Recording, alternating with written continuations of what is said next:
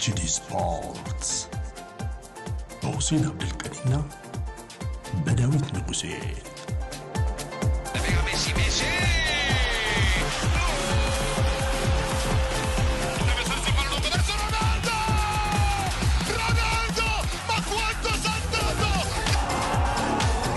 Champions again! HD Sports ተናስተልን በያላችሁበት የዓለም ክፍል ያላችሁ እንዴት ናችሁ ብለናል። ኤችዲ ስፖርቶች መተናል። ተወዳጁ ብስራት ላይ በሬዲዮ ተከታተሉናላችሁ። ጣቢያው 101.1 ነው። እንዲሁ በኤችዲ ዩቲዩብ ላይ የምትከታተሉን በርካቶች ናችሁ። በነገራችን ላይ ከመላው ዓለም ሆናችሁ የምትከታተሉን በተለይ እንግዲህ የፈረንጆቹን ገና ለምታከብሩ ኮዲው እንኳን አድረሳችሁ ለማለት እንወዳለን። በኤችዲ ስፖርትስም ፕሮግራማችን ዛሬ እንግዲህ አጠር ያሉ ጉዳዮች አሉት። አጭር እንደመሆኑ በሁለት የተመረጡ ጉዳዮች ላይ ትኩረት እናደርጋለን። ዩናይትድ ጨዋታ አለው በኦልድ ትራፎርድ። እንግዲህ የፌስቲቭ ጨዋታዎች ይጀምራሉ። ከኒውካስል የሚያደርገው ጨዋታ እጅግ ትልቅ ጨዋታ ነው። በደረጃ ሰንጠረዡ እንግዲህ 7ኛ አካባቢ ይገኛል። ዩናይትድ እንግዲህ ያባከናቸው ድሎች ትልልቆች ናቸው። ይሄ የኒውካስሉም ጌም የሚጠበቅ ትልቅ ጨዋታ ነው። የብሩኖ አለመኖርን እንግዲህ አሰልጣኙ ትልቅ ጉዳይ አድርገውታል። ማድረጋቸው ባልከፋ ግን በግልጽ የእሱ አለመኖር የሚፈጥረውን ተጽዕኖ ለተጫዋቾችም ነገር ያለው የሚል አስተያየትን አስደምጧል። እንግዲህ ለመገናኛ ብዙሃን ይህንን በተመለከተ ሀሳብ እንሰነዝራለን። ከዛ ውጪ እንግዲህ የክሪስማስ ጨዋታዎችና አርሰናል በዋንጫ ጉዞ ላይ ትልቅ ተጽዕኖ አላቸው። ባለፉት ዓመታት ምናልባት እንግዲህ አሁንም ተጽዕኖ የፈጥሩበትና ከዋንጫ ያርቁት ሆኖ የሚሉ ሀሳቦች እየበረከቱ ነው ወይስ ደግሞ ስኳዱ በጣም ጥልቅ ስለሆነ ዘንድሮ በቀላሉ ሊሻገረው ይችላል? ይህንን አጠር አድርገን እናነሳለን። ከባልደረባዬ በአካል ዳንኤል ጋር ቆይታ የማደርግበት አጭር ፕሮግራም ነው። ፕሮግራማችን ተጀምሯል። ድምጽ ተሰምቷል። ኦፍ ኮርስ አስቀድመው እንዴ ነብያለው በአካል ይሄ አለን ዴቭ እንዴት አለ? ሜሪ ክሪስማስ ያለው እንግዲህ ለሚያከብሩትና ለልጆች ትልቅ በዓል ነው። እንግዲህ ፈረንጅ ሀገር አጀቡ ብዙ ነው። አንተም እየታዘብከው ይመስለኛል አይደል? ትክክል። ከተማው ላይ ምናምን ስትሄድ ብዙ ቦታዎች ዝግ ሆነው ምናምን ታያለህና ሰው ደግሞ ረዘም አድርጎ ነው ረፍቱንም የሚያደርገው። ሐሙስ አይደለ ዛሬ ከትናንት ከሮብ ጀምሮ ደግሞ አርብም እንደዚሁ ረፍት ይሆናልና እንግዲህ ረጅም ዊኬንድ ይኖረዋል እስከ 31 በፈረንጆቹ ድረስ ከአዲሱ ዓመቱ ድረስ በደንብ ጊዜያቸውን የሚያጣጣሙበት ወቅት ነውና እንግዲህ ደግሞ እዚህ ሀገር በአጋዥነት የተሰለፈው ደግሞ እንደኔ እና እንዳንተ አይነቱ ደግሞ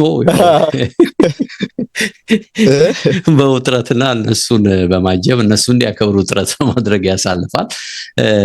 ልጆች ግን በደንብ ያከብሩታል። በነገር ላይ እዚህ ሀገር ተወለዱም ከተለያየ ዓለም መጡም እምነት ሃይማኖት ምናምን ሳይገድበው በደንብ ነው የሚያከብረውና የዚህ ሀገር ባህል ትንሽ ይለያል። ኦፍ ኮርስ ይሄን ስታይ ለበዓል የሚሰጡትን ትርጉም ስታይ የእውነት ውስጥህን በደንብ ነው የሚያላውሰውና ወደ ራስ ባህል መለስ ብለህ እንድታይ በደንብ የሚጋብዝ ነገር አለው። ለሁሉም እንግዲህ ለሚያከብሩ መልካም በዓል ብለናል አስቀድመን።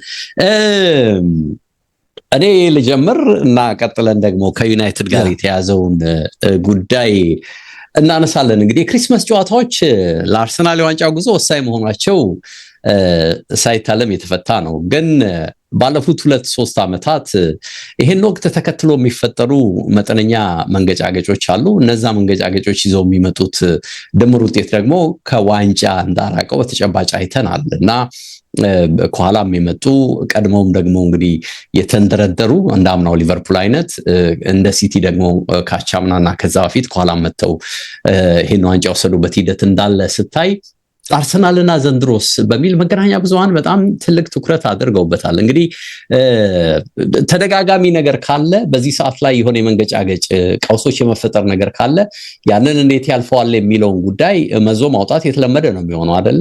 አንድ አጀንዳ አንድ ርዕስ ሊሆን እንደሚችል ከግምት ታስገባለህና የተለየ ነገር ሆኗል። ግን የአርሰናል ደጋፊዎች እንግዲህ ከ20 ዓመታት በላይ ለዘለቀው ዋንጫ ረሃባቸው ዘንድሮ መፍትሄው ነው ዋንጫውን እናገኛለን ያለ ጥርጥር የሚል ኮስተር ያለ ፍላጎትም እምነትም አላቸው። ይሄንን እያንጸባረቁ እንዳሉ እናያለንና የሁለት ነጥብ ጋፑም እንግዲህ ተጠብቆ ሰፋ ያለ ነበር። ኦፍ ኮርስ የሲቲ ደግሞ ባልተጠበቀ መልኩ መምጣትና በተወሰኑ 1-2 ጨዋታዎች ላይ ደግሞ አርሰናል ሽንፈትም ነጥብ መጣልም ማስተናገዱ በደንብ ሲቲን ጋብዞታልና ግን ይሄ እንዳለ ሆኖ ስቲል በመሪነት እንግዲህ ክሪስመስን በመግባቱ አሁን በቀጣይ ያለው የፌስቲቭ ቀናቶችን እንዴት አርሰናል ይወጣል በሚል ከጨዋታዎች ጋር አስታከው አንስተዋቸዋልና እንግዲህ በ12ቱ የፌስቲቭ ቀናት እነዚህ በዚህ በበዓል ቀናት ጨዋታዎች አርሰናል ብራይተን ቪላን እና ሊቨርፑልን ሜዳው ላይ ያስተናግዳል በአካል እነዚህ በጣም ቪላም ሊቨርፑልንም ካየው ትልቅ ጨዋታ ነው ብራይተንም እንዲሁ የማይገመት አይነት ትሪኪ ቡድን ነው ከዛ ደግሞ ቦርንማውዝ ደግሞ ሜዳ ሄዳል ኦፍ ኮርስ ቦርንማውዝን ሄደው እንደውም ሊቨርፑልን ከመግጠሙ በፊት ነው ሶስቱ እንግዲህ ሜዳው ላይ በመሆናቸው በተከታታይ ለማንሳት በሚል የተጠቀምኩት እንጂ ቦርንማውዝ የሚመጣው ከሊቨርፑል ጨዋታ በፊት ነው ግን ወጥቶ ነው ቦርንማውዝን አርሰናል የሚገጥመው እነዚህ ጨዋታዎች አምና እንዴት ነበሩ ሲባል አስገራሚ ነው የሚገርምህና ከአራቱ ጨዋታዎች ከ12 ነጥብ አምና ያወሰደው አርሰናል 3 ነጥብ ብቻ ነው ያገኘውና በቦርንማውዝ ተሸነፈ ሶስቱን ጨዋታዎች ደግሞ አቻ ወጣ ከሊቨርፑልም ከብራይተንም እንዲሁ ከቪላም አቻ ነው የወጣውና ይሄ ይዞበት የመጣው ጣጣ ነበርና ከዛ በኋላ ከዋንጫው እንዴት እንደራቀው ሁላችንም እናስታውሳለንና ይሄንን ግን ዘንድሮ መድገም ለአርሰናል በጣም አስቸጋሪ ነው የሚሉት በተለይ ሲቲ ኳላው በመቀመጡ የነጥብ ጋፑን በመጥበቡ በዚህ ሰዓት ላይ እንዲህ አይነት መንገጫገጭ ከመጣ ያለ ጥርጥር ሲቲ ሊረከበው ይችላል በተለይ ሁለተኛው ምዕራፍ ላይ ሲቲ በጥንካሬ መጓዝ አቅም ስላለው ያንን ሊደግም ይችላል የሚል ነገር ያነሳሉ እንግዲህ ይሄ ካቻምናው ሲቲን ከዛ ፊት የነበረውን ሲቲ በማየት የሚሰጥ አስተያየት ነው የሚመስለኝና በእርግጥስ ራሱ ሲቲ ችግር የለውም እኔም አንተን ሐሳብ ስጡ ብንባል የተለየ ሐሳብ እንደምንሰጥ ግምት ትወስዳለህ ግን ሰሙነኛ ውጤቱን አይተው ሁለት ነጥብ ጋፕ መሆኑን ሁለተኛ ላይ መምጣቱን ሲያዩ ከዚህ እና ከፔፕ የዋንጫ ሜንታሊቲና በተከታታይ ውድድሮችን ጨዋታዎችን ከማሸነፍ የመነጨ ሐሳብ እንደሚሆን ግምት ትወስዳለህ ግን የሚሉት ምንድነው አርሰናል ከነዚህ አራት ጨዋታዎች 9 ነጥብና ከዛ በላይ መውሰድ ከቻለ ያለ ጥርጥር ለዋንጫ ጉዞ በጣም ስኬታማ እርምጃ ሊራመድ የሚችልበት እድል አለ ነው የሚሉት እንግዲህ 9 ነጥብ ማለት ሶስቱም ማሸነፍ ነው ፕሮባብሊ አንዱን አቻ ከወጣ ወደ 10 ነጥብ ይሄዳል ከ9 ነጥብ በላይ ካገኘ ደግሞ ያለ ጥርጥር በቃ ትልቅ እርምጃ እንደሆነ መናገር ይቻላል ከሊቨርፑል ነጥብ መውሰድ ከቪላ ነጥብ መውሰድ በጣም ቁልፍ ነው አይደል ከቦርንማውዝ እና ብራይተን ነጥብ መውሰድ የሜዳው ላይ ጨዋታዎች ላይ እንኳን ላታጋን ነው ትችላለህ ግን የሜዳም ሆኖ ደግሞ ትልልቅ ደረጃ ያላቸው ቲሞች ከሆኑ ያለ ጥርጥር እንደ ቪላ ሊቨርፑል በጣም ትልቅ ነጥብ አድርገህ ነው የምትወስደውና 9 እና ከዛ በላይ በጣም ትልቅ ነው የዋንጫ ፌቨራይት ሆኖ አሁንም ጠንክሮ ሊቀጥል የሚያስችለው አይነት ነጥብ ነው በሚል ነው ይሄንን የሚያስቀምጡት እንዳላቸው ስኳድ ይሄንን አስቸጋሪ ፌስቲቭ ፔሪየድ ከሁሉም በተሻለ በስኬት ሊወጡት ይገባል የሚልም ነው መከራከሪያ የሚያቀርቡት አዎ በቃ ጠንካራ ስኳድ አላቸው አሁን በተወሰነ መልኩ ጎል የተቸገረው አጥቂ መስመር በሃቨርትስ አሁን መመለስ ጂሰስም ከሰሞኑ ስለተመለሰ የበለጠ ይጠናከራል የሚል እምነት አለ ከሰሞኑ ድሎች የተፈጠሩ ጎሎች መቆጠር አልቻሉም እንደውም በኤክስጂ ከሰሞኑ ያለውን ነገር ሲያስቀምጡት ኤክስጂው 6.38 ገደማ ደርሷል ጎል ሊሆኑ የሚገባቸው ጎሎች ግን ጎል እየሆኑ አይደለም እንደምናየው እኔም አንተም በተጋጣሚ ተጫዋቾች ነው እንደውም ጎል እየተቆጠረላቸው እየወጡ ያሉት በሰሞኑ ጨዋታዎችና እድሎች ተፈጥረው እነዚህን እድሎች መጠቀም ያለመቻል ባህሪ መኖሩ እንደተጠበቀ ሆኖ በዛው ልክ ደግሞ አሁን የአጥቂ አማራጮች በተለይ ዳይሜንሽኑን የቡድኑን የማጥቃት አማራጭ የተለየ የሚያደርጉ አይነት ተጫዋቾች እየመጡለት ስለሆነ ከጉዳት ይጠቀማል የሚል ነገር እየተነሳ ነው ቅዳሜ እንዳልኩት እንግዲህ ከብራይተን የሚያደርጉት ጨዋታ ደስ የሚል አይነት እንትን አይደለም ነው የሚሉት እንግዲህ ፊክስቸር አይደለም ወይም ደግሞ የጨዋታ መርሃ ግብር አይደለም በሚል ያስቀምጡታል አምና አቻ ነው የወጡትና ራይስ በዛ ጨዋታ ላይ በቀይ ካርድ አላግባብ እንደወጣ የሚያስታውሳሉ ቀጥሎ የሚመጣው ቪላ ነው ይሄ ጠንካራ ጨዋታ ነው ኤምሬ ደግሞ በቀድሞ ክለባቸው ላይ የቻሉትን ሁሉ ማሳረፍ የሚፈልጉ አሰልጣኝ እንደሆኑ ይታወቃልና ይሄም ራሱን የቻለ አስቸጋሪ ጨዋታ ነው በቅርቡ እንግዲህ ያው በሰሞኑ እንደምታስታውሰው በ95ኛው ደቂቃ ጎል ነው እንግዲህ 3 ነጥብ ወስዶባቸው የወጡትና 23-24 ላይ በሁለት ነጥብ ልዩነት ዋንጫ በሲቲ ሲያጡም ኤምሬትስ ላይ በቪላ 2-0 የተሸነፉበት አንዱ የሚያነሱት የሚያስቆጭ ጉዳይ ነው ከቪላ ጋር በተያዘምና አስቶን ቪላ በቀላሉ የሚፋታቸው ቲም ስላለመሆኑም የሚጠቀስ ነገር አለ እንግዲህ ካለፉት 5 የቪላ ግንኙነቶችም አርሰናል ያሸነፈው አንዱን ብቻ መሆኑን በመጥቀስ አስቸጋሪ ጌም ስለመሆኑ ይሄንን ያነሳሉ ቀጥሎ የሚመጣው ቦርንማውዝ ነው እንግዲህ እነዚህ ሁለቱን ጨዋታዎች የመጀመሪያዎቹን ሁለቱን ጨዋታዎች በስኬት ከወጣ የሁለቱ ጨዋታዎች ሙድ ሶስተኛው ወይም ደግሞ ቦርንማውዝንም የመወሰን አቅም አለው የሚል ነገር ያነሳሉና አምና ግን ቦርንማውዝ ላይም ሳሊባ በቀይ ካርድ መውጣቱን ታስታውሳለህ። ያልተለመዱ አይነት ባህሪዎች የተላበሰ አምና ታሪክ ነው አሁን በተከታታይ ከሰሞኑ ነገር ጋር የተያዘውና ከሊቨርፑል ጋር እንግዲህ የፌስቲቭ ፔሪዱ ሲያበቃ የሚገናኙት የመጨረሻው ጨዋታ ገደማ ነው። እንግዲህ ከአራቱ የመጨረሻው ነው። በ12 ቀን ከሚያደርጉት ጨዋታዎች የመጨረሻው ነው።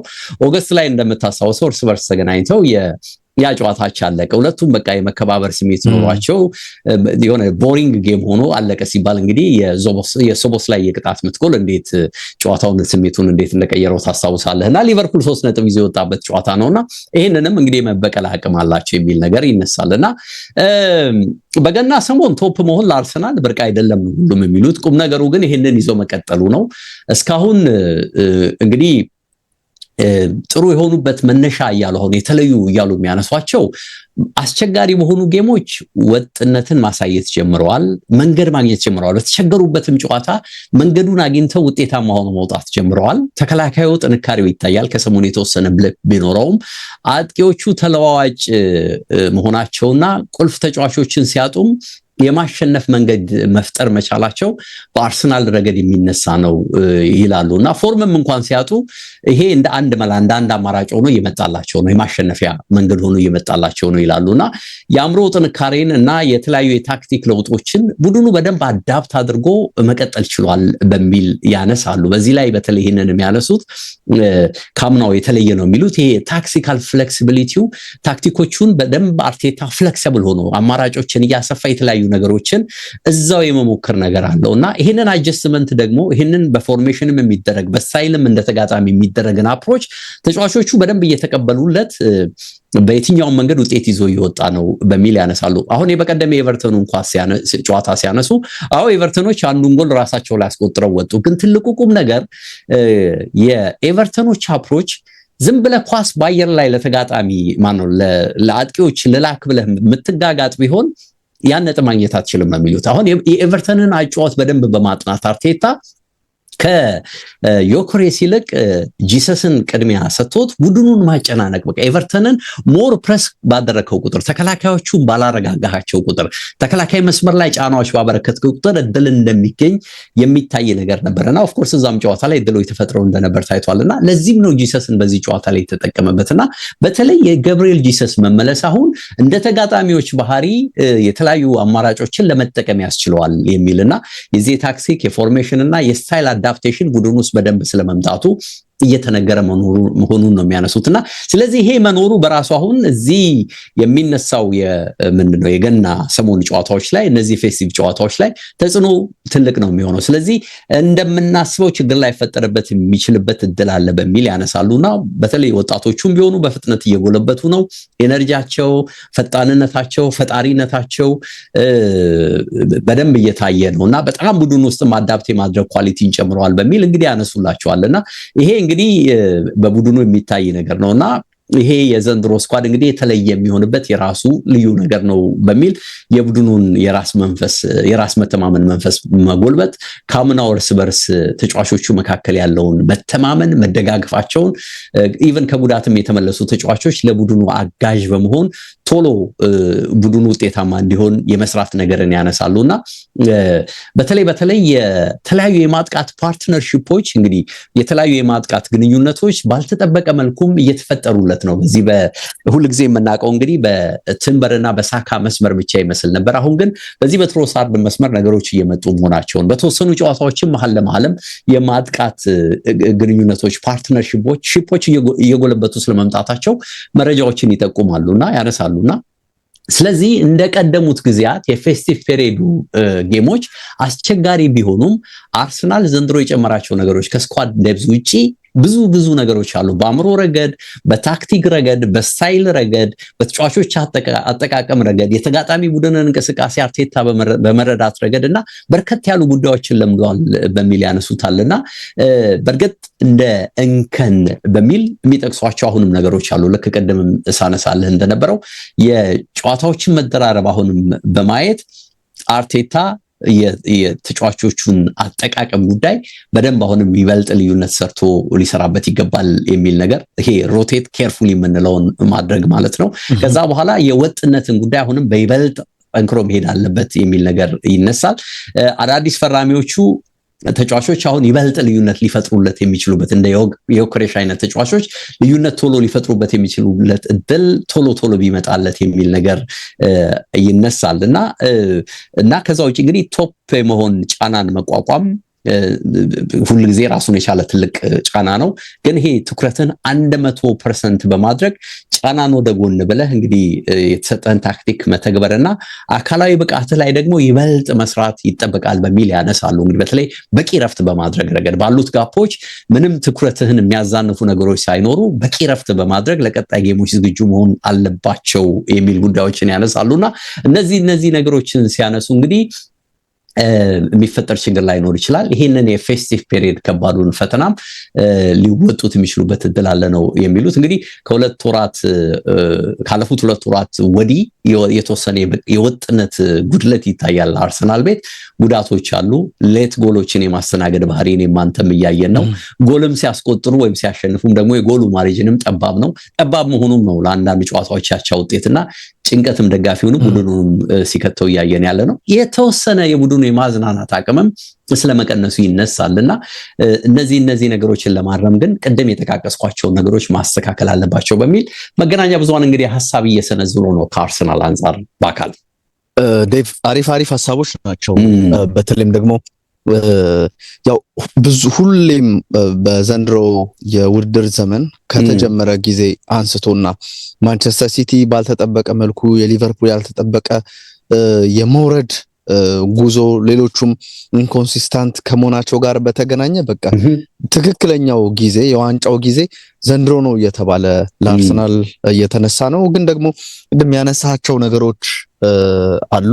አሁን ይሄ በጣም ጨዋታን የመግደል ችግር ከአርሰናል ጋር በዘንድሮ የውድድር ዓመት ካምናውም በበለጠ ደግሞ አሁን ባስ ብሎ እየተመለከትን ያለነው ጉዳይ ጨዋታን ገሎ ጨርሶ ማሳረፍ የሚገባቸውን ተጫዋቾችንም ቀድሞ ለማሳረፍ እድል አለማግኘት በአርቴታ በኩል እየተመለከትን እንገኛለን። ኦፍ ኮርስ አንዳንድ ጨዋታዎች ላይ አሁን ሳካን በየሳምንቱ የምትፈልገው አይነት ተጫዋች ላይሆን ይችላል። ዴቭ ኖኒ ማዱዌኬ እዛ ቦታ ላይ ቢመጣ ነገሮችን ሊሸፍንልህ የሚችልበት አማራጭ አለ። ግን ይሄ ኢንጌም ማኔጅመንት ጨዋታ ላይ ያለ የአርቴታ ውሳኔዎች ዴቭ እሱ ላይ በጣም ማተር የሚያደርግ ይመስለኛል። ሮቴት ማድረጉ ብቻ ሳይሆን በጨዋታ መሃል ያሉ የታክቲክ ለውጦች፣ የተጫዋቾች ለውጥ፣ እንደዚህ አይነት ነገሮች የአርሰናልን አሁን በቀጣይ የሚደረጉ በጣም ወሳኝ የሆኑ እና ደግሞ ከባባድ ጨዋታዎች የቪላ ጨዋታ ምን አይነት ውጤት ይመዘገብበታል ብለህ ወይም አርሰናል ያሸንፋል ብለህ በእርግጠኝነት የምትናገርበት ጨዋታ አይደለም ዴቭ። በጣም አስቸጋሪ፣ በጣም ኢነርጂ ያለው በአሰልጣኙ መንፈስ የሚጫወት ቡድን ነው። በቃ ይሄንን ቡድን መበቀል አለብኝ፣ ያልጨረስኩት የቤት ስራ ለአርሰናል ቤት፣ እሱን ደግሞ በቪላ ሆኜ ስራውን እሰራለሁ የሚል መልእክት ያላቸው ይመስላሉና ኢነርጂው መቁነጥነጡ ራሱ የኡናይ ኤመሪ እዛ ቦታ ላይ መቁነጥነጥ እጅግ የተለየ ነው የሚሆነው ከአርሰናል ጋር በሚደረጉ ጨዋታዎችና ከባድ ይመስላል። እንግዲህ የአርቴታ ምላሽ፣ የተጫዋቾቹ ምላሽ ምን ይመስላል? በቀጣይ በሚደረጉ ጨዋታዎች ከፍተኛ ጥንቃቄ ማድረግም እንዳነሳው ወሳኝ የሚሆኑ ይመስላል። የዩናይትድን ጨዋታ ዩናይትድ እንግዲህ ከኒውካስል የሚያደርጉት ጨዋታ ዴቭ ነገ ነው የሚደረገው። እንደምታውቀው ይሄ ቦክሲንግ ዴይ ብቸኛ ጨዋታ ሆኗል የዚህ አመት። ብዙ ጊዜ በቦክሲንግ ዴይ ብዙ ጨዋታዎች ሲደረጉ ነው የምናስታውሰው። ኦልሞስት ሁሉም ጨዋታዎች የዛ ቀን ላይ ሲደረጉ እናያለን። አጠቃላይ የፌስቲቭ ፔሪድ ወይም የበዓል ሰሞን ጨዋታዎች ብለን ልንተረጉሙ እንችላለን ዴቭ። እና የቦክሲንግ ዴይ ግን ብዙ ይሄ በቦክስ የተጠቀለሉ የሚሰጡ ስጦታዎች ምናምን የሚደረጉበት ቀን ስለሆነ ነው ዲሴምበር 26 ወይም ታህሳስ 26ን ፈረንጆቹ ቦክሲንግ ዴይ የሚሉትና በዚህ ቀን እንግዲህ ከዩናይትድ ተጫዋቾች ለዩናይትድ ደጋፊዎች በቦክስ መልክ ተጠቅልሎ የሚሰጠው 3 ነጥብ መሆን አለበት። ቡድኑ አሁን እየሄደበት ካለው አንፃር እንግዲህ 18ኛ ሳምንት ጨዋታ ነው ወይም 18ኛ ጨዋታ ሳምንት ልትለው ትችላለህ። በ17ኛ ሳምንት ዩናይትድ በቪላ ፓርክ ተረቷል። ዴቭ ብዙ ከሳጥኑ ግቦችን የሚያስቆጥረው ቪላ እያለን ነበርና ለዛ ደግሞ ሞርጋን ሮጀርስን ስንጠቅሰው ነበር። ያንን ነገር በጨዋታው ያስመለከተን ይመስላል እና ደግሞ የብሩኖ ፈርናንዴዝም ተጎድቶ በሁለተኛው አጋማሽ ተመልሶ ወደ ቡድኑ ጋር አለመምጣት ያም ትልቅ ተጽዕኖ እንደነበረው እናስታውሳለን። የኒውካስል ከቼልሲ ጋር 2-2 ነው የተለያየው። ዴቭ ያው ሳያሸንፍ ቀርቷል ማለት ነው። በዛ ጨዋታ 2-0 ሲመራ ነበር። ፈርስት ሃፍ በጣም ጥሩ ነበር። ሰከንድ ሃፍ ቼልሲ ሾረ። ሰከንድ ሃፍ ቼልሲ ብልጫ ነበረው። ግቦችን ለማስቆጠር ደግሞ ተጨማሪም ነገሮችን ለማድረግ የነበሩ እንቅስቃሴዎች ነበሩ በቼልሲ በኩል ነው። ሁለተኛው አጋማሽ ላይ የቼልሲን ጫና መቋቋም ያልቻለ ኒውካስል ዘንድሮ ምናልባት ካቆመበት የቀጠለ የሚመስለው ዴቭ አስቶን ቪላ ብቻ ነው የሚመስለው ከአርሰናል ውጪ ማለት ነው። ሲቲም ገባ ወጣ ነገር አለው።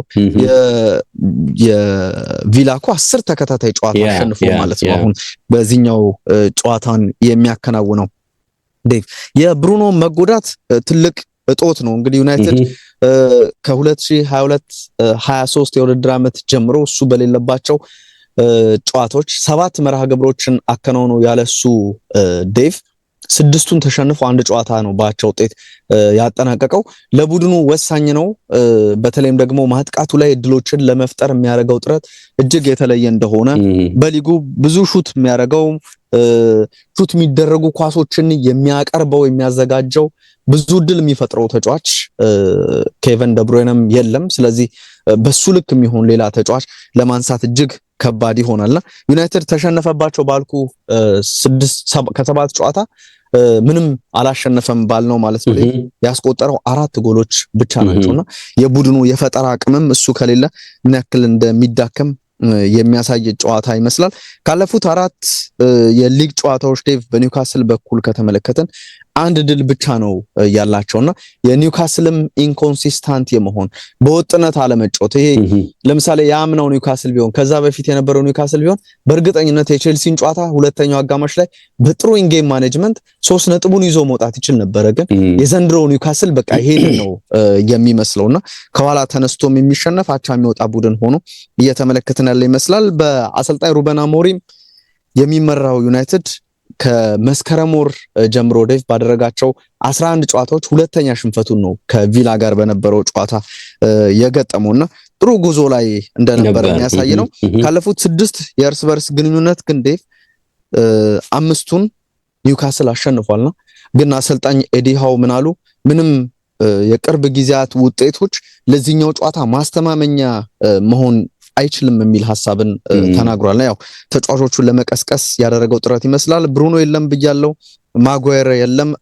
ከዛ ውጪ ብራያን ምቤሞ እና አማድ ዲያሎ ከአፍሪካ ዋንጫ ተሳትፎ ጋር በተገናኘ በቡድኑ ውስጥ ማዝራዊም ጀመረ ማዝራዊም የለም እና እነዚህ አይነት ተጫዋቾች ከዩናይትድ ጋር በተገናኘ ወጥቷል።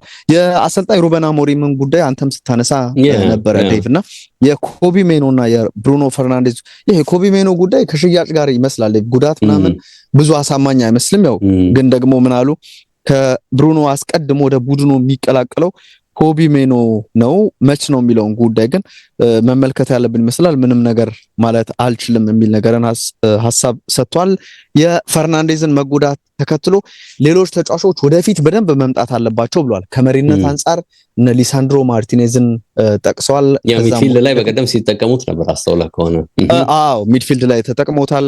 ከዛ ውጭ የሉክ ሾውንም የመሪነት ብቃት በደንብ ቡድኑ እንደሚያስፈልገው ተናግረዋልና የዳረን ፍሌቸር ልጅ ጃክ ፍሌቸር እንደነዚህ አይነት ተጫዋቾች መላ መዘየድ አለብን የሚል ነገርን አንስቷል። ብሩኖን መተካት እጅግ የማይቻል ነገር ነው፣ ግን በቡድኔ አምናለሁ የሚል ነገር ደጋግሞ ሲያነሱ ነበረ ዴቭና ጥሩ ነገሮችን ማምጣት ይኖርብናል።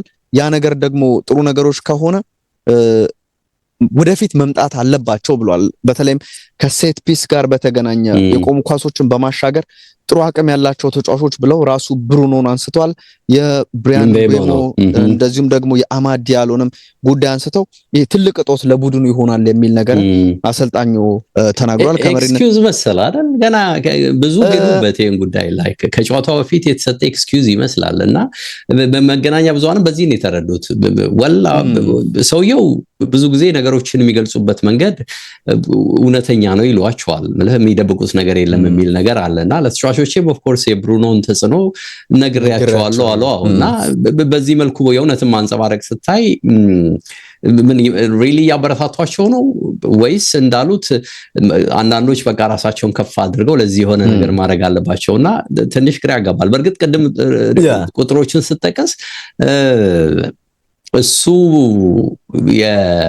በሌለበት ያገቡት 4 ጎል ነው የገባባቸው 15 ጎል ነው 5 ጨዋታ ደግሞ ምንም ሳያገቡ ነው የወጡትና ይሄ ተጫዋች ለቆሙ ኳሶች ለክሮሶች ለጎሎች ለሁሉ ነገር መንስኤ ነው ለሁሉም ነገር መንስኤ እንደሆነ ታያለህና በቃ ተቀብለህ የዚህ ጉዳይ መፍትሄ ምን ይሆናል የሚለው ላይ በደንብ መስራት ማተኮር እንደሚገባ ማውራት ነው የሚሻል የሚመስለውና በሁለት መልኩ ነው ያዩት መገናኛ ብዙሃን። አንዳንዶች ምን ይያሉ ነው ኮዲው በቃ ጨዋታውን እንደሚሸነፉ እየነገሩ ነው ምክንያቱ ደግሞ ይሄ ነው ይያሉ ነው በሚል የተረዱት የሚመስለውና እሳቸውም በጥልቀት ነው በዚህ ጉዳይ ላይ ለተጫዋቾችም ነገር ያለው ምን ማለት ነው ይሄ ትንሽ ግራ ያጋባል የእውነትምና ተጽዕኖ ግን ይሄ ተጫዋች ከባድ እንደሚሆን ታያለህ። ኦልትራፎርድ ቢሆን ኒውካስልም ሙድ ሲገባለት በቃ ገባለት ነው ይዞ ነው ምንም ያለ ጥርጥር ከባድ ጌም የሚሆን ይመስለኛል እኔም በግሌ። ትክክል የኒውካስልም ሙዲ ቲም ነው ግን ደግሞ የዘንድሮ እንቅስቃሴያቸው እርግጠኛ ሆነ የምትናገርበት አይደለም። ዩናይትድ በሌላ መልኩ ደግሞ ካየው ዴቭ እነዚህ ወጣት ተጫዋቾች ራሳቸውን በደንብ መግለጽ ከቻሉ እንደዚህ አይነት ጨዋታዎችን መጠቀም ይኖርባቸዋል። አሁን የጃክ ፍሌቸርን ጉዳይ በትልቁ ያነሱት ነው ያን ሄቨን የሚሉት ተከላካይ እሱ በጣም ጥሩ ነው ያለው በነገር ላይ አርሰናል የሄደው ልጅ እሱ በጣም ስታብሊሽ ያደረገ የመጣ ተጫዋች ነው እዛ መስመር ላይ። በአንጻሩ እንደ ዮሮ አይነቶቹ ደግሞ ያው ዮሮ የሆኑ ነው እንዴት እንደሆነ አላውቅም ትንሽ ግራ ጋቢ ነገሮች አሉት። እንግዲህ የአሰልጣኙ ውሳኔዎች በተለይም ደግሞ የብሩኖን ክሬቲቪቲ የሚያጣው አማካኝ በየትኛው ተጫዋች ያንን ኃላፊነት መሙላት ይችላል ማየት ያለብን ይመስላል። ከጫና ነፃ ሆኖ የሚጫወቱ ተጫዋቾች መኖራቸው ምናልባት ለዩናይትድ አንዳች ነገር ይዞ ከመጣ እሱን መመልከት ይኖርብናል። ግን ደግሞ አግሬሲቭ ሆኖ በደንብ ተጭኖ የሚጫወትና ሙዲ ሲሆን ሁሉንም ነገር ማለት የሚችለው ኒውካስል ደግሞ ሜዳ ላይ ከተመለከትን ኦልትራፎርድ ላይ ሌላ አይነት ውጤትም ሊመዘገብ ይችላል የሚለውን ጉዳይ ማንሳት እንችላለን። እንግዲህ እናብቃ ቅዳሜ እንመለሳለን። 4 የሚደርሱ ጨዋታዎችን እንዳሰሳለን። በነገር ላይ ከረጅም ጊዜ በኋላ ከበቀደም ግምታችን ከ5 ይዞልኛልና አስተማማኝ ግምት ነበር። ያንን እንደው በትልቁ ቆምሬበት ቢሆን ኖሮ ሁሉ ሐሳብ ተቀላደስ ይከራከር ነበር። ሁሉም ለከረብየው አካልዬ ኤችዲ ስፖርቶች ነበረን። እንግዲህ በድጋሜ የፍሬንጆች ካናል ለምታከብሩ መልካም በዓል ብለናል። ኤችዲ ስፖርቶች ነበር። መልካም ጊዜ ብያለሁ። ባባይ ሰላም ወደ መልካም ጊዜ ላንተም።